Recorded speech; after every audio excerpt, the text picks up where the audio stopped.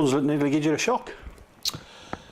Yeah, it was always going to be a tough one, wasn't it? That obviously we were a little bit disappointed the week before, and we didn't come away with the spoils against Halifax, and obviously it dented us a little bit and affected us, which I was hoping it wouldn't, but it probably did. I thought we set off the game great against Hunslet. Scored 2 tries in the first 7 or 8 minutes and looked very comfortable. And then, yeah, it was one of them, wasn't it, that we didn't touch the ball for. They had 7 sets back to back. We gave 3 or 4 penalties away and scored three tries. So we didn't have any of the ball in that period. And next thing is they're beating us 20 points to 12 at half time, and it was one of them surreal moments when, you know, you look at it and you walk into the changing rooms and you could have heard a pin drop. Nobody said anything.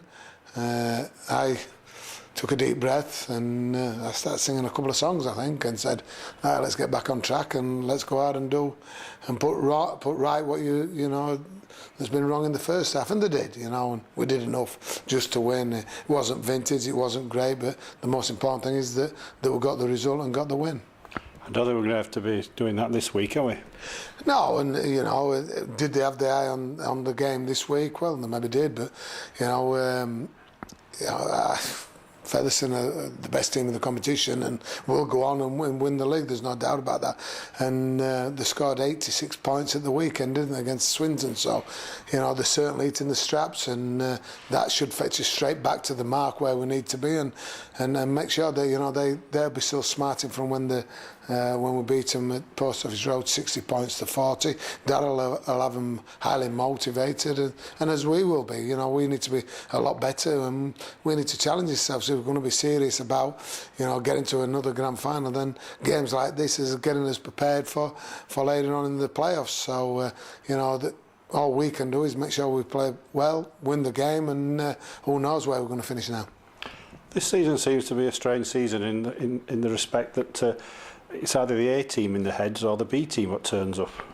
Yeah, both people spoke about that, haven't they? Which team's going to get off the bus? Is it A or is it B? We can play, there's no doubt about that. And it's just the individual responsibility and accountability that I always talk about, you know.